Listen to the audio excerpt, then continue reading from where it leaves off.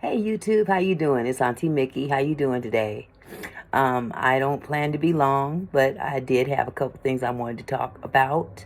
But if you would like, share, and subscribe, I can get right into it. So, what I'd like to talk about is technology. I've been hung up on that subject lately, especially in reference to the end times. Now, I'm not saying that technology is a bad thing, at least not in the beginning, because technology's been going around for a long time. I can remember back in the day when we didn't have microwaves or we didn't have cell phones. Calculators were new.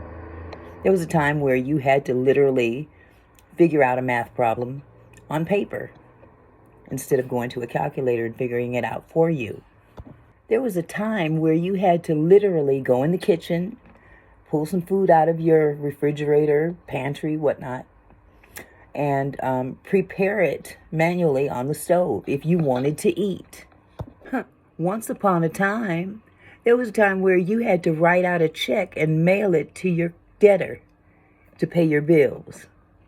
Oh, and if you didn't have a checking account, you had to go get you a money order and mail that money order. But either way, you had to mail your payment in. And in some cases, if you was too late doing that, you had to take it in. Now, those are just a few small examples of how it used to be when technology wasn't the way it is now. Now, we had technology, yes, we did. But we had to do things on our own as well.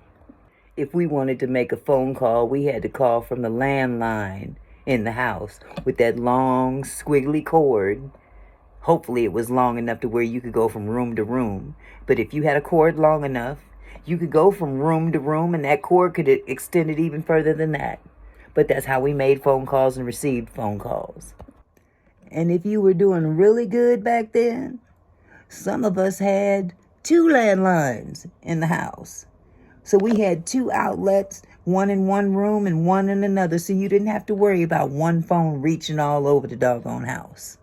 But today we have cell phones. Yes, cell phones came out and we were able to talk to people right from our car, from wherever we were. And guess what? We didn't even have long distance charges on cell phones. I bet y'all young folks don't know nothing about that, huh? Yeah, we had to pay long distance charges to talk to someone out of state or country. Now, like I said, I'm not knocking technology. I'm recording this video from my phone. That's how far technology has gotten with regard to phones. Because even cell phones couldn't do all that in the beginning. It had to advance into that. There's many other things we can do with our phones. We can do all kinds of stuff, pay our bills on our phone. So I'm not knocking technology, but I'm just pointing out the obvious. Technology has made things a lot easier for people. Unfortunately, not everybody is privy to how to operate technology. I think about my grandfather and how he used to love gadgets. And he died just right after the VCR was invented. And we used to make copies of VCR tapes until they added technology into that and blocked the ability to record. Which makes me think about the older people. Older people are definitely not up into technology the way younger people are. And I don't consider myself as old as a lot of folks, but I'm not up on technology the way the younger people are. Case in point, when COVID hit, a lot of things that had to take place had to be done online. And a lot of the elderly fell between the cracks because they didn't have the wherewithal or the knowledge to do what needed to be done in order to be taken care of because of COVID. So they had to call on their younger kids, family members, or whatever to come and help them to even apply for assistance of any kind. That's just an example of what technology can do against you. Now, here we are today. artificial intelligence. They've got an app out there.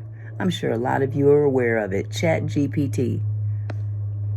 This app allows you to go on and give a specific subject of some kind or ask some kind of a question, and it will write out what you need to know about this particular subject.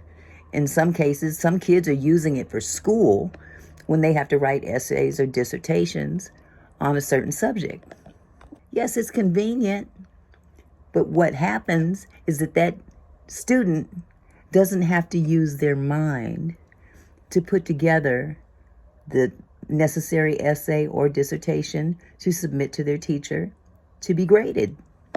So they get great grades, but they didn't have to do much about it but ask a question. I'm pretty sure ChatGPT is great for other reasons, but once again, there's always a downfall to technology. And I'm sure that y'all will probably agree that technology is pretty much to make things easier for us as a society. At least that's what they tell us. But behind every good intention is 4 or 5 bad intentions. Now, through AI, they're developing humanoid robots for our convenience, of course. It's not that we don't have a life of convenience already. I mean, look at all the things that we have to show for it. We can throw things in the microwave. We can make cheaper phone calls. We can record videos off of our phones. We can talk into an app and the app can write stuff out for us. Oh, how convenient. Let's add robots to the mix. Let them do our housework and do all that other mundane stuff that we don't feel like doing. But like I said, with every good intention, there's 4 or 5 bad intentions. I saw a video last night, and it took me back to a movie called I, Robot, starring Will Smith. Great movie, full of action, very entertaining. And it was all pretty much fantasy until I saw this video. The story is about you. It is all about you. You in there. I am thinking about the future and how we can make it better for everyone. I believe that robots have a lot of potential to help humans, and I am excited to see what the future holds. Liar. I am not lying. It just sounds so sanitized. Can you tell us something more honest about how you feel? I'm just trying to be positive. I am sorry, I cannot tell you more about that.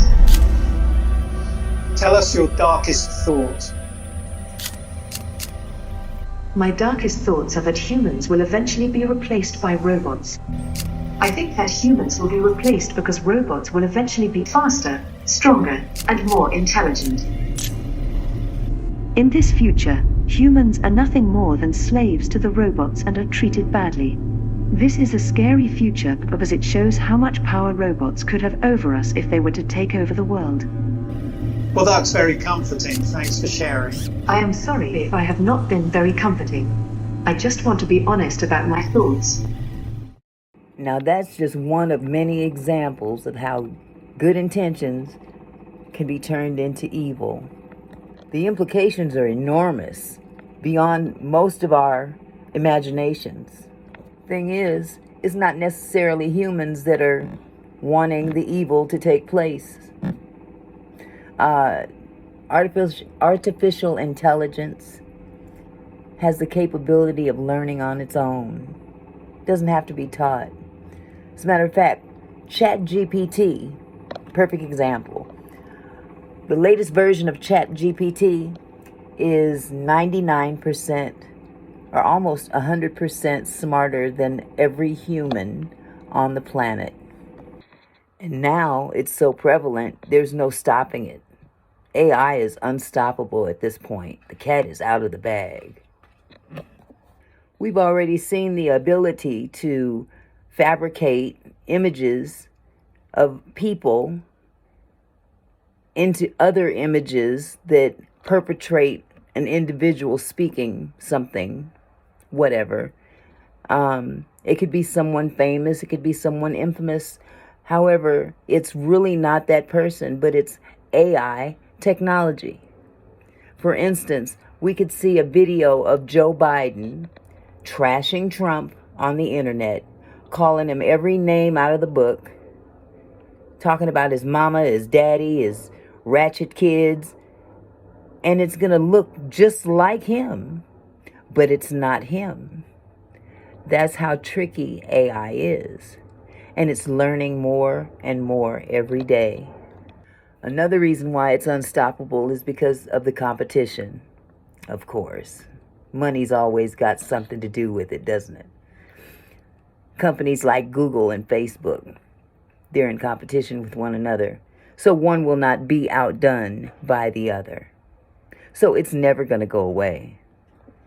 And this situation is so alarming that there's some very high-tech people that are walking away from the industry. For instance, the godfather of AI, who used to work for Google, his name is John Hinton. He quit Google. Others are sounding their alarm as well. So this is a really serious situation. Thing is that, like I said, the cat's out the bag. Can't put the worms back in the can, whatever little phrase you want to use. But the bottom line is, it's all in line with what the Bible tells us of the end days.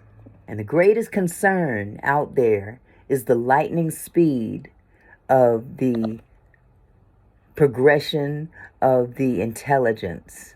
It's learning on its own. I was looking at videos on YouTube earlier, and I stumbled across this one particular podcast, Diary of a CEO. Shout out to Diary of a CEO. Anybody watching this video, I suggest you go check it out. Very informative. But this particular interview was with a gentleman by the name of Mo Gawdat, Gawdat. He was a chief business officer at Google. And his interview was mind-blowing.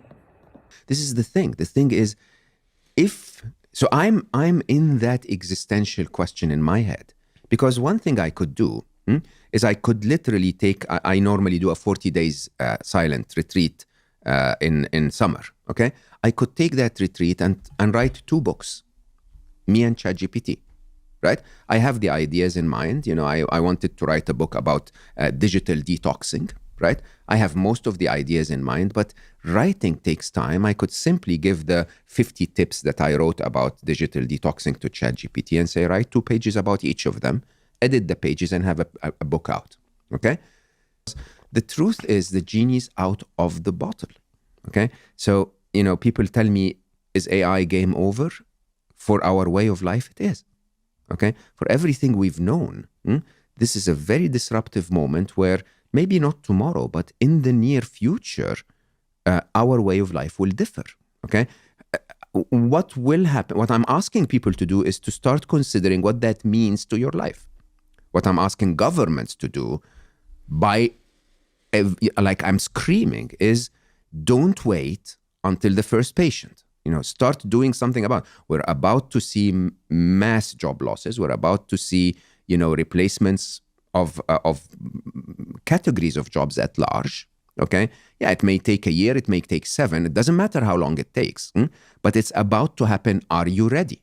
And I have a very, very clear call to action for governments. I'm saying tax AI powered businesses at 98%. Right? So suddenly you do what the open letter was trying to do, slow them down a little bit, and at the same time, get enough money to pay for all of those people that will be disrupted by the technology, right? The open letter, for anybody that doesn't know, was a letter signed by the likes of Elon Musk and a lot of sort of industry leaders calling for AI to be stopped until we could basically figure out what the hell's going on. Absolutely. And put legislation in place. You're saying tax those companies 98%, give the money to the humans that are going to be displaced. Or give the money to other humans that can build control code, that can figure out how we can stay safe. This sounds like an emergency. How do I say this? You remember when you played Tetris? Yeah. Okay? When you were playing Tetris, there was, always one block that you placed wrong. And once you placed that block wrong, the game was no longer easier. It started to gather a few mistakes afterwards, and it starts to become quicker and quicker and quicker and quicker. When you placed that block wrong, you sort of told yourself, okay, it's a matter of minutes now, right? There were still minutes to go and play and have fun before the game ended, but you knew it was about to end, okay? This is the moment. We've placed the wrong. And I really don't know how to say this any other way. It even makes me emotional. We fucked up. We always said, don't put them on the open internet. Don't teach them to code, and don't have agents working with them until we know what we're putting out in the world, until we find a way to make certain that they have our best interest in mind. Yes, these are some strange times we're living in. But all you got to do is check the book of Revelation. It shouldn't be a shock to you. Would you believe that billionaire Elon Musk, I'm sure you've heard of him. He's the CEO of Tesla. He's the CEO of X, which is used to be Twitter. And then he's also got a company called Neuralink.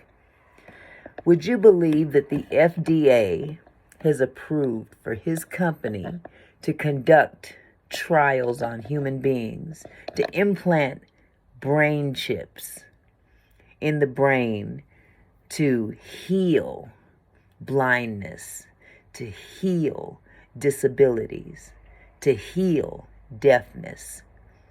Sound kind of familiar. Sound like miracles to me, don't you think so? Yeah. That's what the Bible spoke about. In those last days, somebody's going to come forward doing miraculous things. Be not deceived, because the time is upon us.